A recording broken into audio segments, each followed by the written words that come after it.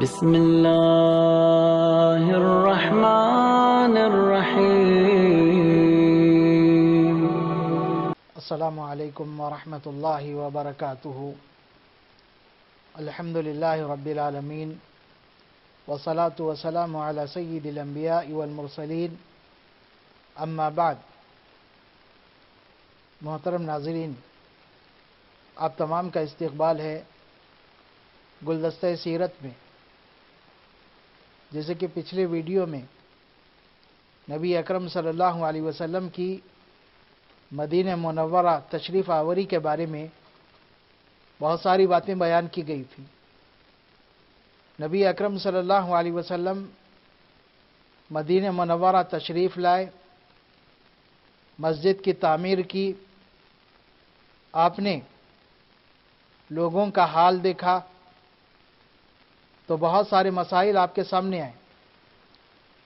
ایک، انصار جو دو بڑے قبیلوں میں بٹے ہوئے تھے، اوس اور خزرج،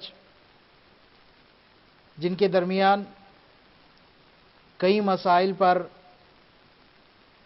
کئی بار جنگیں ہو چکی تھی، اسلام لانے کی وجہ سے ان کی دشمنی، ان کی آپسی عداوت تھم گئی تھی۔ سب سے بڑا مسئلہ مہاجرین کا تھا۔ مہاجرین، ان میں سے اکثر و بیشتر مکہ میں بہت اچھی حالت میں تھے اور بہت اچھے مالدار تھے، صاحب ثروت تھے۔ انصار، ان کی روزی روٹی کا ذریعہ کھیتی باڑی تھی، اور کھیتی باڑی کے ذریعے ہی وہ اپنی معیشت کو سدھارنے کی کوشش کر رہے تھے۔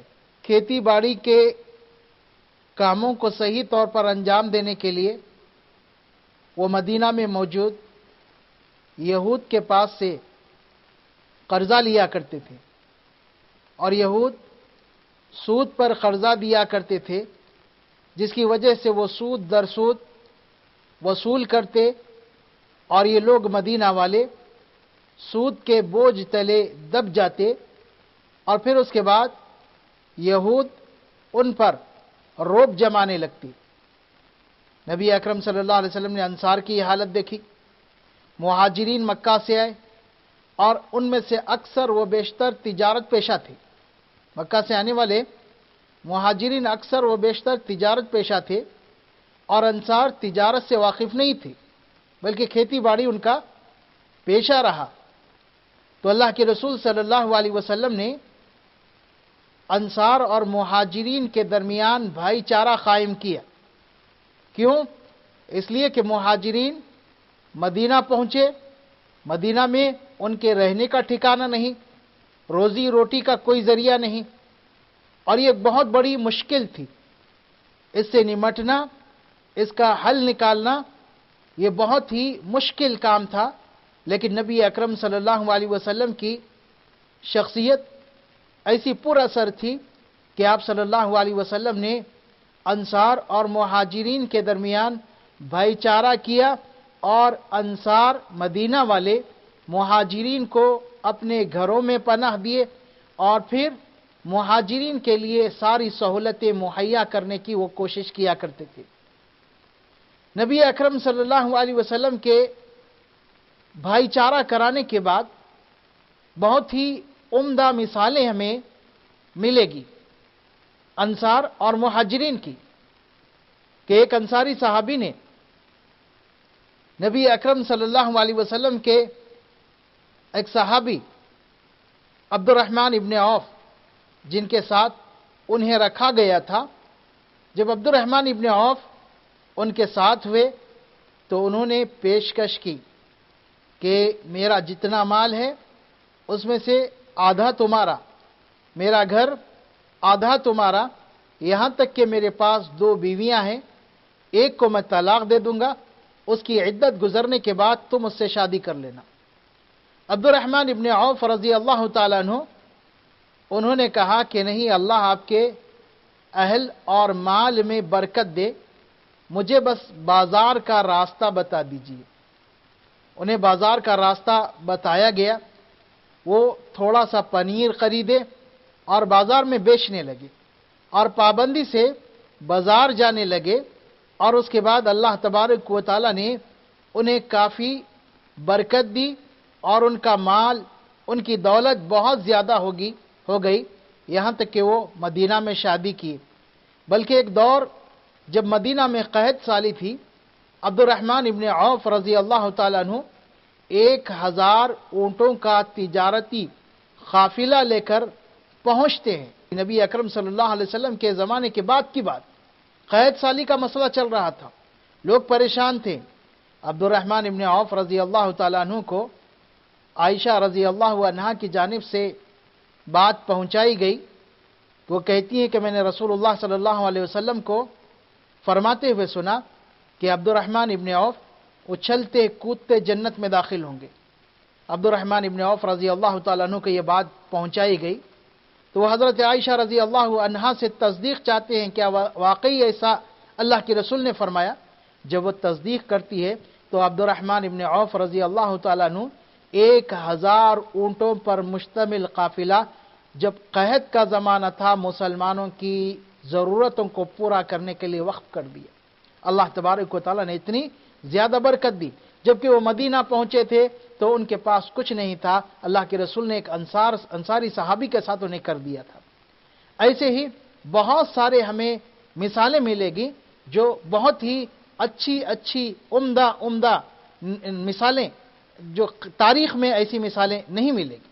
اس کے بعد ایک اور مسئلہ، مدینہ میں یہودیوں کے بہت سارے قبیلے تھے، بنو نذیر، بنو قینقاع، بنو مصطلق، اور اسی طریقے سے اور بہت سارے یہود کے، بنو قریظہ، یہود کے اور قبائل موجود تھے، کچھ بڑے بڑے اور کچھ چھوٹے۔ نبی اکرم صلی اللہ علیہ وسلم نے ان سے بھی امن و سلامتی قائم رکھنے کے لیے معاہدے کیے تاکہ امن و سلامتی قائم رہے، جن میں ایک بڑی اور اہم بنیاد یہ تھی، اہم چیز یہ تھی کہ اگر کوئی مدینہ پر حملہ کرے تو یہود بھی مسلمانوں کا ساتھ دیں گے، مدینہ والوں کا۔ اگر کوئی یہود پر حملہ کرتا ہے تو مسلمان یہودیوں کا ساتھ دیں گے، ان کے دشمن کے خلاف مسلمان لڑیں گے۔ اس کے بعد مدینہ میں ایک اور مسئلہ ہوا آگے چل کر، منافقین کا۔ منافقین، اس کی ابتدا کیسے ہوئی؟ اس سے پہلے ہم منافق کسے کہتے ہیں اس کے بارے میں بتا دیتے ہیں۔ منافق کہتے ہیں وہ شخص جو اسلام کا اظہار کرتا ہے زبان سے اور دل میں اسلام کے خلاف دشمنی رکھے، ظاہراً اسلام کا، خیر کا وہ چرچا کرے، لیکن اس کے دل میں اسلام کے خلاف دشمنی ہو، ایسے شخص کو منافق کہتے ہیں۔ نبی اکرم صلی اللہ علیہ وسلم مدینہ منورہ پہنچے، جنگ بدر ہوئی۔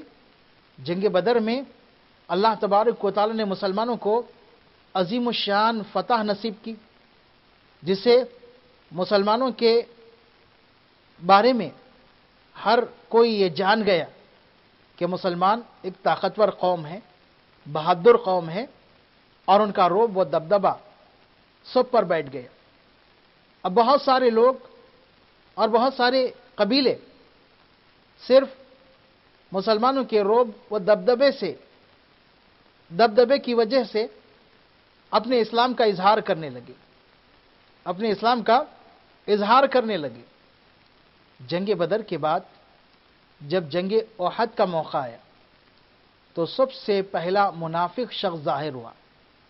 وہ منافق شخص عبداللہ بن ابی بن سلول، اس کو نبی اکرم صلی اللہ علیہ وسلم کے مدینہ منورہ تشریف لانے سے پہلے اوس اور خزرج والے اپنا بادشاہ بنا رہے تھے، لیکن جیسے نبی اکرم صلی اللہ علیہ وسلم مدینہ منورہ تشریف لائے، لوگوں نے اس کو نظر انداز کر دیا اور نبی اکرم صلی اللہ علیہ وسلم کو ہی اپنا قائد تسلیم کر لیا۔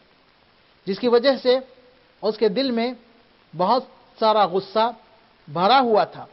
جب احد کا موقع آیا، مسلمانوں کی صف بندی ہو رہی ہے، 1000 تعداد تھی، لیکن اس کے بعد عین موقع پر عبداللہ بن ابی بن سلول اپنے 300 ساتھیوں کو لیے وہاں سے چل دیتا ہے اور مسلمانوں کا ساتھ چھوڑ دیتا ہے۔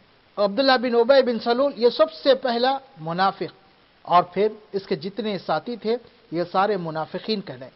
قرآن مجید نے ان کے نفاق کو کھول کھول کر بیان کیا بہت سارے سوروں میں، سورہ آل عمران، سورہ نساء، سورہ احزاب، بلکہ ایک سورۃ المنافقون کے نام سے اللہ تبارک و تعالیٰ نے نازل کیا، جس میں انہیں سخت وعیدیں سنائی گئی، سخت وعیدیں، جیسے کہ اللہ تبارک و تعالیٰ ارشاد فرماتا ہے ان المنافقین فی الدرک الاسفل من النار، کہ منافقین جہنم کے سب سے نچلے حصے میں ہوں گے۔ کیوں؟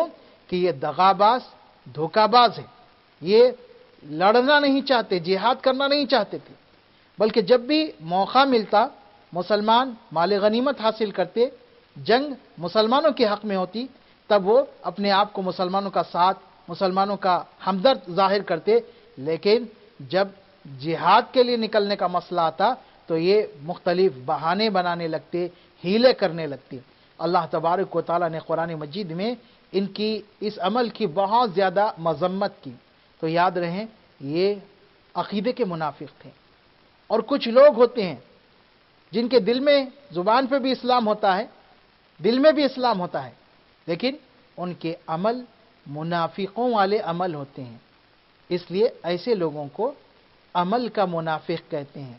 نبی اکرم صلی اللہ علیہ وسلم نے ایسے لوگوں کے تعلق سے ارشاد فرمایا کہ اربع من کن فیہ کان منافقا خالصا، کہ 4 باتیں، 4 عمل ایسے ہیں کسی کے اندر وہ پائے جائیں تو وہ پکا منافق ہے۔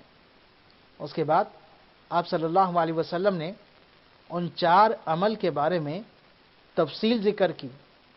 اذا وعد اخلف، کہ جب وہ وعدہ کریں تو وعدہ خلافی کرے، وَإِذَا حَدَّثَ كَذَبَ، اور جب وہ گفتگو کریں تو جھوٹ بولے، اور پھر اس کے بعد جب لڑائی جھگڑا ہو تو گالی گلوچ کرنے لگے، لڑائی جھگڑا ہو گالی گلوچ کرنے لگے۔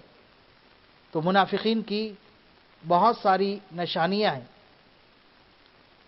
اور جب امانت رکھی جائے تو اس میں خیانت کرے۔ تو نبی اکرم صلی اللہ علیہ وسلم نے ان 4 علامتوں کو بتانے کے بعد ارشاد فرمایا کہ جس کسی کے اندر ہوگی کان منافقا خالصا، وہ پکا منافق ہوگا۔ اس لیے ہمیں چاہیے منافقوں والے عمل کو چھوڑ دیں۔ نبی اکرم صلی اللہ علیہ وسلم کے سامنے یہ مسائل رہے ہیں مدینہ پہنچنے کے بعد، انصار کا مسئلہ، مہاجرین کا مسئلہ، اور پھر آگے چل کر منافقین کا مسئلہ بھی آیا ہے۔ اللہ تبارک و تعالی ہمیں نفاق سے بچائیں۔